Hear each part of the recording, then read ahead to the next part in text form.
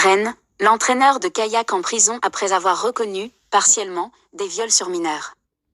Jean-Yves Prigent, ancien champion du monde et homme influent du canoë français, a déjà été condamné pour agression sexuelle.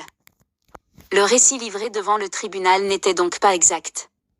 Condamné en juillet à 4 ans de prison, dont 3 avec sursis, pour agression sexuelle sur mineurs, l'entraîneur de canoë-kayak Jean-Yves Prigent avait assuré qu'il n'avait agi qu'à 2 reprises, auprès de 2 adolescents qu'il entraînait. Avec les nouvelles révélations et les plaintes successives, le récit de l'influhomme semble se fissurer.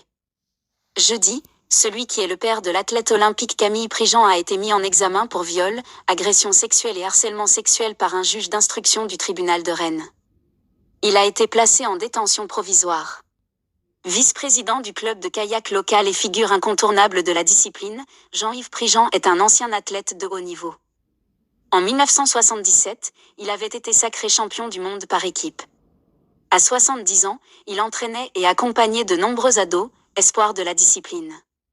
2 d'entre eux avaient porté plainte pour des faits d'agression sexuelle commis dans le camping-car de l'entraîneur.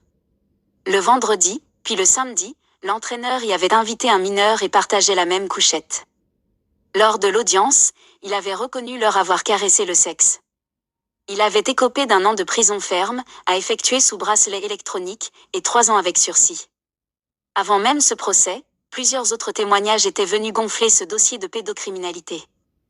L'un des 2 plaignants, qui avait d'abord dénoncé des faits d'agression sexuelle, a fait savoir qu'il avait été violé à plusieurs reprises entre 2023 et 2024, notamment lors de compétitions sportives se déroulant hors du département, à Prague et à Bourg-Saint-Maurice, précise le procureur de la République de Rennes Frédéric Teillet. Le mis en cause aurait reconnu, partiellement les faits. 2 jeunes hommes et une jeune femme. Un jeune homme, aujourd'hui majeur, a également dénoncé des agressions sexuelles commises entre 2005 et 2008, alors qu'il était mineur. Enfin, une jeune femme a dénoncé des faits de harcèlement sexuel commis entre 2013 et 2018.